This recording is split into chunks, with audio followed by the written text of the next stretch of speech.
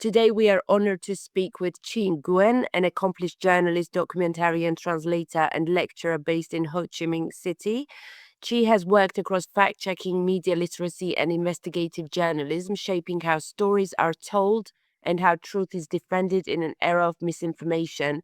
Her journey reflects both the challenges and opportunities of being a journalist in today's fast changing world, especially in contexts where independent voices matter most. Our conversation will explore Chi's professional path, her insights into fact checking and youth media literacy, and her advice to young people who want to stand for truth and impact their societies through storytelling. Let's dive in. Thank you so much for your time. First of all, I would like to ask you about your personal journey and inspiration. Could you share how you first became interested in journalism and what motivated you to stay in this field? Um, Hello, Nina, and thank you for your questions. And thank you for offering me the opportunity to share some of my thoughts. Right now I'm working at the cultural and communication department of Ho Chi Minh City University of Culture, measuring mainly focused on the intercultural communication and news editing and producing. Before that, I had so many years working in the journalism field, including more than 5 years working a TV journalist for a national TV station, Vietnam television station. And I also got the my master degree in Australia with the Australia government scholarship, majoring in screen and media production. And since I came back, I dedicated my time, try to keep up with what going on with the current affair. And since I turned from industry to academic, and teaching in university, I also concern the fake news disorder and the harmful that caused by fake news, disinformation and misinformation.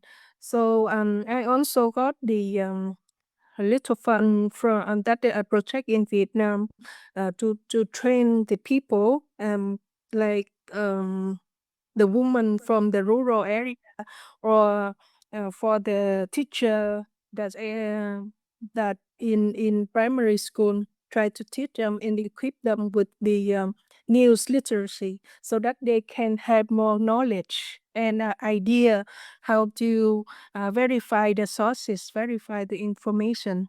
And I also integrate our lecture, our lesson, so that we can equip our younger generation in Vietnam, try to equip them, help them to have a better understanding of what's going on and the misinformation, disinformation disorder. So I don't think that I'm a young voice because I'm also in my 40s, but I have fortunate enough to meet and work with young people. So I feel that they gave me a lot of energies and motivation to keep up my work, and I'm very grateful for that. That's fantastic. Thank you so much for sharing your journey. As you mentioned, you worked extensively in fact checking, and could you please tell us why is it so important today, especially for young people, to fact check and to receive sort of accurate information? And also, what methods or tools do you rely on to verify information in the age of deep fakes and AI?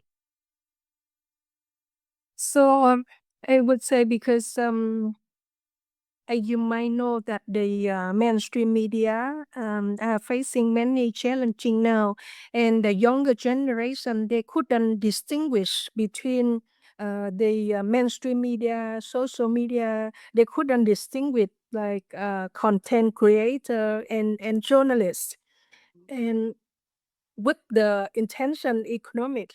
So now people rely on social media a lot, and as long as there are a lot of followers, and they couldn't recognize which sources, which information is reliable, and and I see the picture of the mainstream media, like kind of the younger generation lose interest in the mainstream media. They just get information, let's say, in TikTok or in the content creator, which is very dangerous.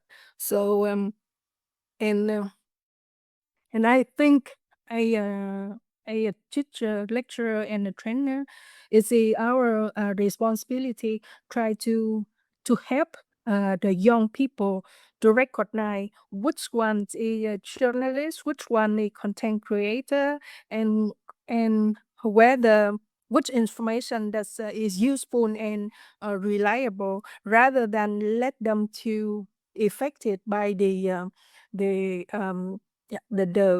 the kind of, they want you to understand one side of the story. So that is why I'm very concerned, and I try to dedicate it my time and uh, to help younger generation to understand more about that, because fake news, misinformation, disinformation, uh, is called like a new disaster, a new cancer for our society these days. And you might see that the battle is not on the battlefield, but also the battle in the social media. Let's say the Russia and Ukraine, or even the conflict between Cambodia and Thailand recently that we have been seeing this year. Yes, absolutely. No, agreed. And in terms of your government, how would you say so? Misinformation and AI generated disinformation is a real problem in Vietnam, I gather. In terms of young people, so you mentioned TikTok, and if you can elaborate on what is the most used platform, like is it TikTok that's most used where this disinformation is spread? And also, does your government or has your government taken any action against it, or are there any sort of policy is there policy in place that would fight AI generated disinformation, or is it pretty much self-regulated and just depending on education and media literacy at the moment? Education and news literacy is important, of course, but I would say that our government and authority trying their best to stop the issue. They also try to let's say we are dropping the law. Even we had the law, try to regulate it, and how to keep to help the society, or also young people to get to know more and understand and raise awareness to help them to be aware with the misinformation disorder. In terms of the platform, I would say it's very and it's different. Like elderly people, senior people, the old people, and now they get the information on TV, which is very traditional of mainstream media. But for the Gen Z, young people, they mainly, or in my generation, we rely on Facebook, for example. But the younger generation, they may get information on TikTok, Instagram, and so it depends on the age or their reference.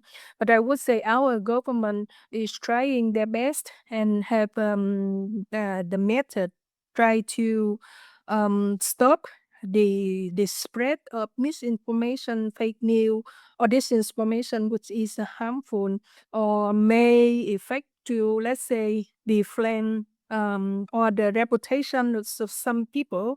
And our, like other country, our government also trying their best and then work on that. Yes, and how do you see responsibility of the platforms? Because platforms are usually, there is a lot of discussion about lack of responsibility on part of platforms, and therefore, artificial intelligence being completely sort of genie out of the bottle kind of scenario, and we don't know how to control it. There are Chinese generated real language models, and then there is sort of Russian propaganda. There is data poisoning going on, so we don't actually know how much of a generated AI information is true, but people are using AI now, and AI now for like searches. So it has almost replaced like Google search. So in this sense, how much do you see responsibility of the platforms, and have you seen any steps taken by social media platforms in your parts of the world to sort of contain this, or have they just not paid attention because it's not sort of it's in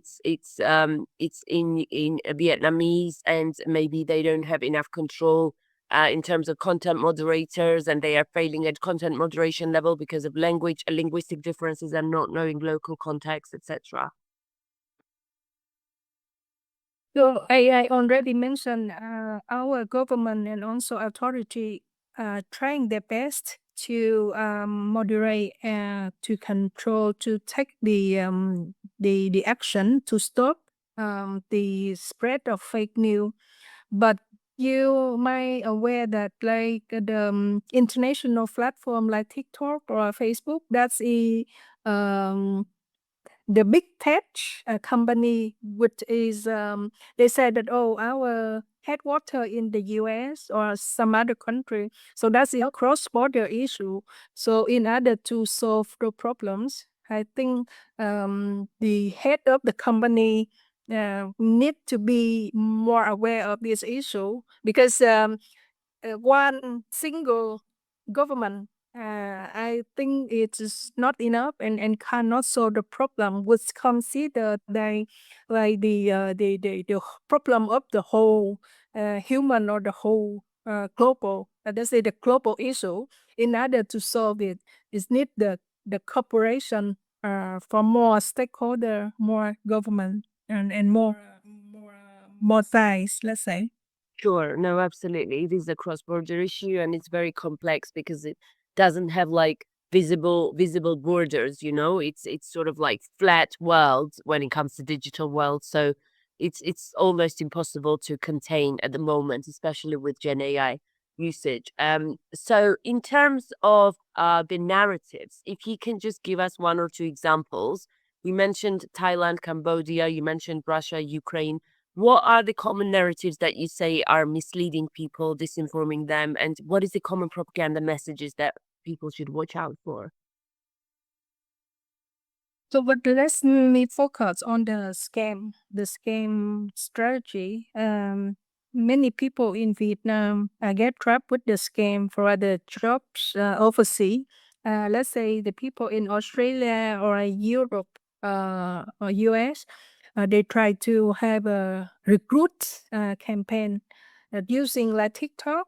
Oh, they advertise this is very good money, very good income, and those information that spread from overseas to Vietnam, and the younger generation of Vietnam uh, didn't aware it, um, and scam issue can be one of the biggest issue that younger generation of Vietnam is facing right now. Hmm. Um, yeah, and another thing that I should be mentioned is could be the um I think it's kind of younger generation spend too much time on social media every day, and the thing is that they couldn't, like I already mentioned, they couldn't distinguish whether the information that from content creator or from a reporter.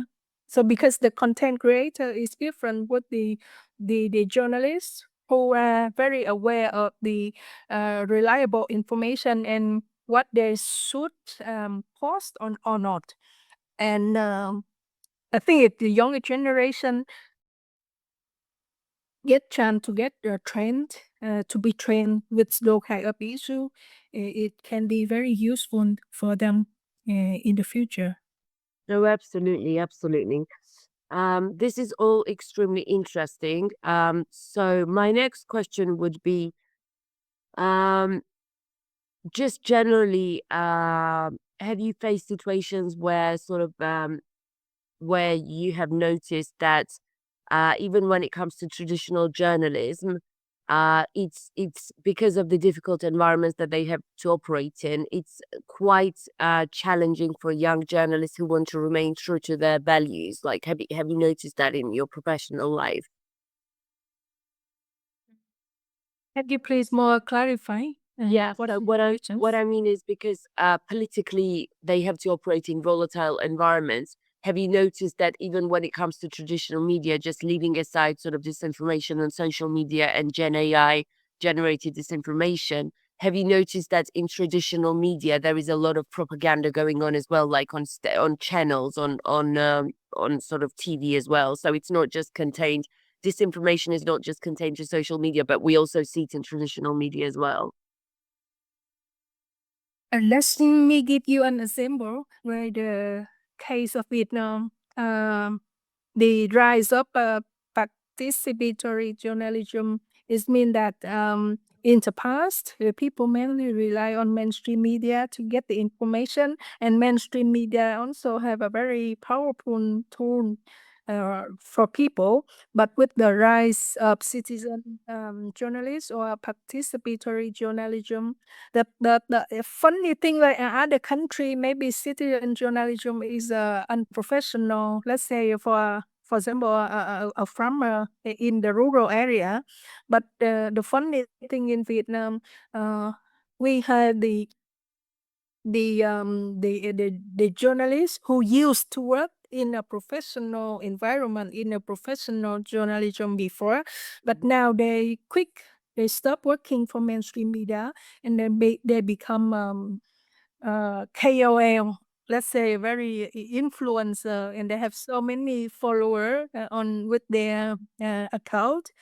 So their post or their live stream maybe get a lot of attention. That's the thing that we are very concerned. They used to work for mainstream media, they quit, and now they become the citizen journalists, which is that their ID also have the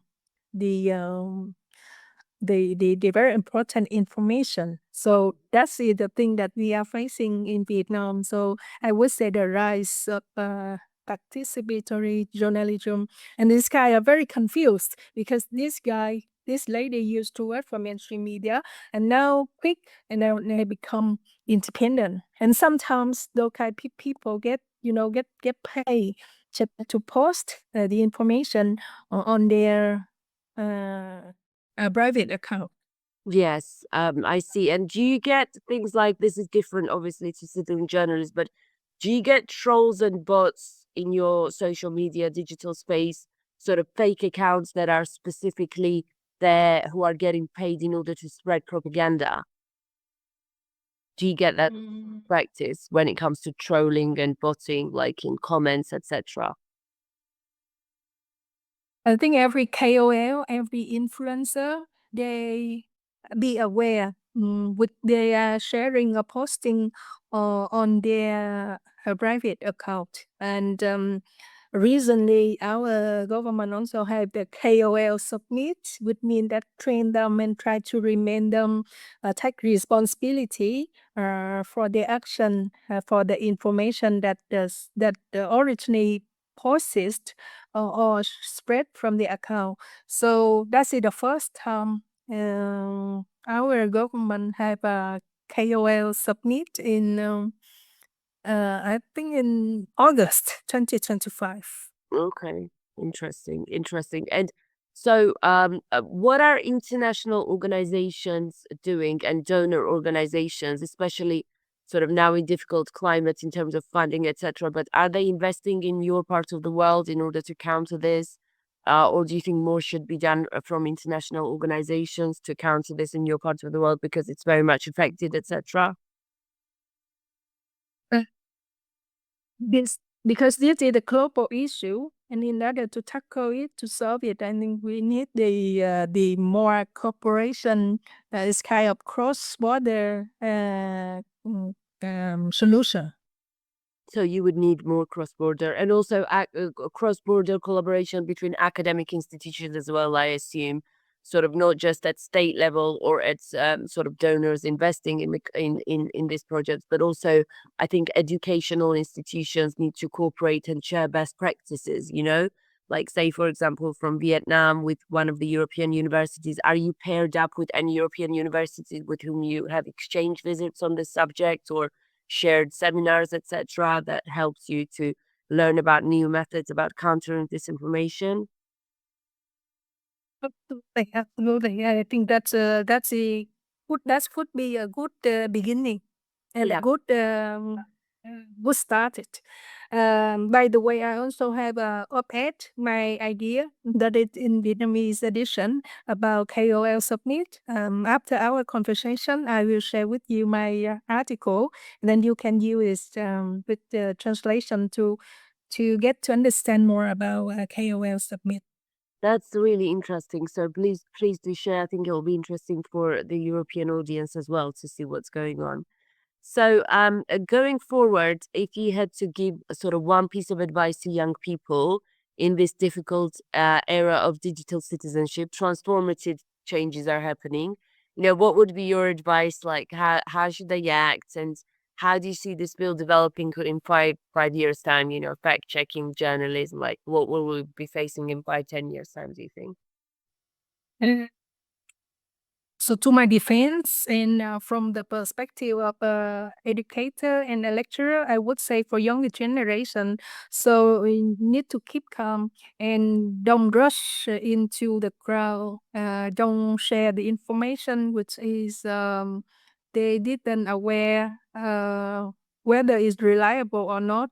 Need to spend time for a fact check and to see like we had the formula for fact checking information and don't should be calm and don't rush.